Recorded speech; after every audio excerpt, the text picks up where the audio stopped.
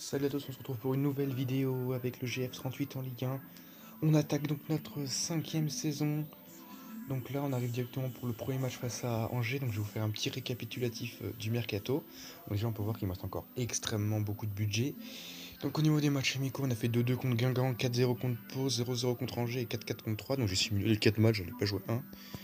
Ensuite le mercato, ça va être quelque chose de très long. Parce qu'il s'est passé beaucoup. Donc au niveau des transferts, alors qu'est-ce qui s'est passé? Au niveau des départs, donc Denis Politic, donc l'année dernière, depuis qu'il est arrivé, on l'a eu gratuitement. Il a 2 buts, une passe D depuis le début, depuis qu'il est arrivé. Il progressait pas beaucoup, donc 12 millions, j'ai réussi à le revendre à Watford. Donc après, il fallait que je vende 2 milieux de terrain, comme on en avait parlé sur Instagram. Donc celui qui était prévu de partir, c'était Don Hales. Donc il est parti pour 12 millions, donc il faisait des bons matchs, pas non plus incroyables. Alors qu'on l'avait acheté gratuitement, on l'avait eu. Ensuite, Bilal Benkedim, donc je l'ai vendu aussi. Donc c'est pas lui que je vais vendre à la base, mais bon, je trouvais pas qu'il faisait non plus des gros matchs. Donc on l'a vendu pour 10 millions à Watford alors qu'on l'a eu gratos. Donc ça fait vraiment la bonne revente. Simon Asta est parti parce que j'ai reçu des offres pour lui et il voulait partir. Et comme c'était mon troisième défenseur droit, bah j'ai pris le truc pour le vendre. Il part pour 8 millions à Guingamp, alors que j'avais acheté 400 000 euros à Augsbourg, donc c'est vraiment une nouvelle affaire. Hakim Amdallah, donc le latéral gauche, je trouvais limite quand même, pour 6 millions à Halle. Donc lui, il est au club depuis le début. Il faisait de bons matchs, mais bon, je pense que je pouvais trouver mieux. Ensuite, donc Semedo est parti libre. Ensuite, quelques jours sont partis libres. Puis j'ai prêté Schlupp, un autre milieu, et Gonçalves. Maintenant, le niveau des arrivées, ça s'annonce incroyable. Donc on va commencer. Le premier, c'est Grimaldo. Donc ça fait depuis l'année dernière que j'essayais de le recruter. Donc Hambourg voulait pas le vendre. Donc j'ai réussi à l'avoir en pré option d'achat. Puis je négociais un achat direct après et hop, je l'ai eu. Donc pour 13 millions, je l'ai eu. Donc c'est vraiment un bon coup à la place d'Abdallah. Ensuite, Pedro Neto, parce qu'il fallait que je remplace Politic. Donc il était à vendre. Donc il est meilleur que Politic en plus. Donc Pedro Neto vient compléter l'équipe pour 9 millions. Donc après une bonne saison avec l'Espagnol. Ensuite, j'ai recruté, donc là c'est vraiment une affaire pour le futur. Donc c'est Adriano Cari Arujo que j'ai acheté à l'Atlético Madrid. Donc on voit qu'il est évalué à 8 millions, je l'ai acheté pour 2,7 millions. Donc vraiment une bonne affaire. Jamie Shackleton, parce que j'avais peur de me retrouver limite au milieu de terrain et je voulais me l'acheter.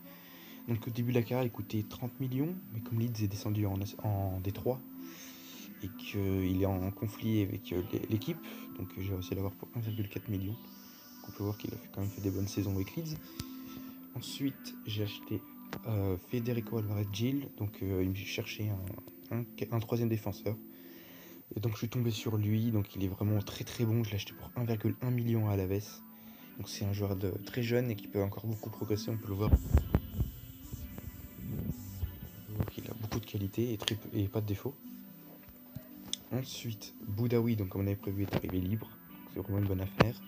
Avec lui, Bistrup est arrivé libre aussi. Et enfin, on a eu un jeune de 17 ans du Real Madrid qui vient gratuitement aussi en fin de contrat.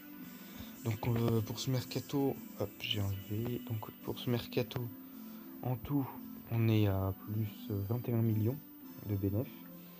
Et je crois que j'avais prévu peut-être de recruter un joueur encore, mais peut-être pour se renforcer, mais juste pour amener de la qualité, mais je vais voir encore. Donc je sais pas ça. Donc maintenant, on va partir pour le premier match face au SCO d'Angers. Donc pour la coupe, l'équipe type, ça sera quasiment celle-là, hormis Alvarez Gil qui est là. Donc Safonov, que ça bouge pas avec Ougma, Alvarez Gil, Cessignon à droite, Grimaldo à gauche, Boudaoui Guilmour au milieu de terrain. Christensen, il est là en attendant que Klimovic revienne de blessure. Woodburn à gauche, Neto à droite, JT en pointe. Donc notre deuxième gardien sera Renault puis Gay en troisième. Bogle qui va rentrer dans le groupe en attendant que Lienart revienne. Bitstrup, Shackleton, Chotard sont nos 3 milieux de terrain remplaçants. Tuloy chez Jiménez complète. Donc on a donc Arojo, je vais essayer de le prêter. Lienart, Kwasi va rester en quatrième joueur. Fleming, donc c'est un deuxième latéral gauche. Ameachi va tourner avec Jiménez en tant que remplaçant numéro 2. Figueira Fernandez va partir en prêt. Klimovic, donc notre titulaire est blessé pour l'instant, on va le laisser revenir. Jankovic sera notre sixième milieu de terrain. Et ensuite, Johansen, bah lui, je pense que je vais pas l'utiliser la saison, je l'ai mis un rôle dans le staff, donc il va se contenter de ce rôle. Puis enfin, on a Tarozzi, notre buteur de 18 ans que je vais prêter cette saison. Donc on est parti pour le premier match face au SCO d'Angers. Et on ouvre le score 1-0 pour le Grenoble. Donc c'est notre premier but de cette saison, c'est Hichem Boudaoui pour sa première titularisation en Ligue 1 avec nous, qui marque sur ce centre, Woodburn qui remet à Boudaoui, pardon, et ça fait 1-0 pour Grenoble. Et on double la mise. 2-0, Pedro Neto qui marque cette erreur du gardien. On démarre parfaitement ce match. Avant de rentrer au vestiaire, on double la mise, c'est parfait. Cette perte de balle à la BJT qui récupère, qui donne à Neto. Ça démarre parfaitement la saison sur ce premier succès face à Angers où nos deux recrues ont marqué, donc Boudaoui et Pedro Neto, donc c'est vraiment parfait. Donc j'ai pu tester à peu près toutes mes recrues et on a une recrue qui va peut-être arriver, mais j'hésite à la prendre ou pas. Parce que j'ai peur d'avoir trop de monde dans mon effectif, donc je vais vous la montrer. Donc c'est un attaquant. Non, c'est pas ça, c'est lui. Voilà. J'hésite à le prendre parce que j'ai peur de me trouver avec trop de joueurs devant, mais il est vraiment vraiment fort. Et il vaut 34 millions et je l'ai eu pour 9 millions. Que j'ai peur de me retrouver. J'ai déjà quand même pas mal de joueurs. Et j'ai peur de devoir mettre quand même Tuloch de côté. Donc je sais pas si je le garde ou pas. Tuloch. J'ai pas envie de vendre non plus tous mes jeunes joueurs. Donc j'hésite à le vendre Tuloch ou pas. Parce qu'après, je vais me retrouver quand même à 3 buteurs. Et je vais quand même me retrouver avec plusieurs joueurs qui ont quasiment jamais joué. Après, j'ai envie d'avoir un effectif où tout le monde joue, pour que tout le monde reste concentré. Donc j'hésite à le prendre ou pas. Je vais voir. Peut-être prêter Tuloch cette saison, mais qu'il a quand même 22 ans, je vais pas le prêter. Donc je suis en train de voir, j'hésite. Donc finalement, je l'ai signé. Donc on l'a eu donc, pour 13 millions. Ah, je pense que j'ai signé aussi cher. Donc on l'a eu pour 13 millions. Donc il débarque, contrat de 5 ans. Donc on peut voir qu'il est vraiment bon de la tête. Il a une bonne stat de tir, il est bon techniquement, il est bon leadership, donc c'est vraiment tout ce qu'il nous faut. Bon, il dribble pas, et il manque un peu de vitesse, mais franchement, il va pouvoir progresser là-dedans. Il a que 20 ans, donc c'est parfait. Et il a les 2 pieds en plus, donc ce qui est encore mieux. Donc voilà, on va se retrouver pour le prochain match face à Bordeaux à domicile. Donc Bordeaux a bien démarré la saison aussi en s'imposant. Donc on va espérer enchaîner, faire la passe de 2 pour basculer avec Paris en tête. Donc on repart avec la même compo qui a gagné contre Angers, donc toujours les mêmes. Donc on repart exactement avec les mêmes. Est-ce que Liénard s'est remis? Liénard s'est remis, donc Liénard va rentrer à la place de Alvarez Gil qui va prendre la place de Bogle dans le groupe. Mais sinon, l'équipe exactement la même. C'est parti. Concède l'ouverture du score par Bordeaux qui domine dans ce début de match. On n'y arrive pas pour l'instant. Et donc Bordeaux qui mérite cette ouverture du score. Donc malheureusement 1-0 pour les Bordelais sur ce but de Maja. Donc c'est dommage. Et on revient au score.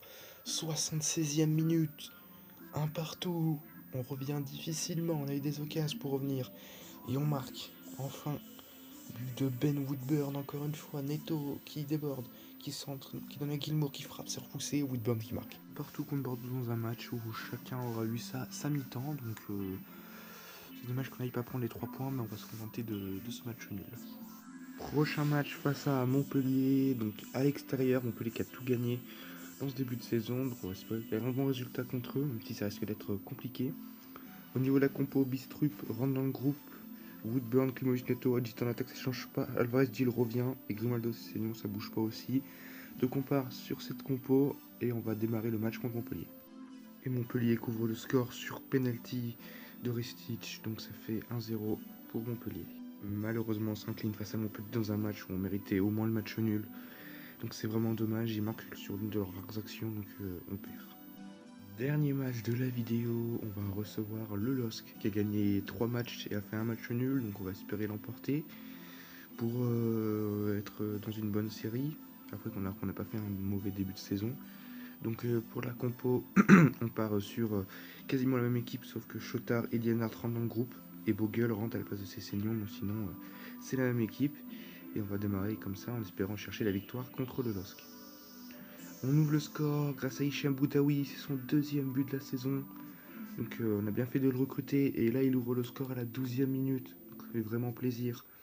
Sur cette action, donc c'est un corner de Klimovic qui est tiré. Ça suit derrière, ça suit bien et ça fait 1-0. Et on double la mise. on double la mise. C'est vraiment bien joué de notre part. On se met à l'abri grâce à Ben Woodburn qui marque sur une passe de Boudaoui, je crois. Boudaoui qui la donne, c'est ça à Woodburn, ça fait 2-0. Voilà, Lille qui revient à 3 minutes de la fin. Attention, elle va prendre le deuxième, attention, va falloir tenir maintenant. Mais va falloir tenir, donc attention. C'est la fin de la vidéo, donc on finit sur cette belle victoire contre Lille. Donc dans cette vidéo, en termes de match en Ligue 1, on aura battu Angers, on aura fait match nul contre Bordeaux. On aura perdu, donc notre seule défaite contre Montpellier, puis on a gagné contre Lille. Donc au classement, on se retrouve avec 7 points en 4 matchs. Donc on est 8ème, c'est pas trop mal, on est à 3 points de la Ligue des Champions, et à 1 de la Ligue Europa, enfin à 2 de la Ligue Europa, pardon.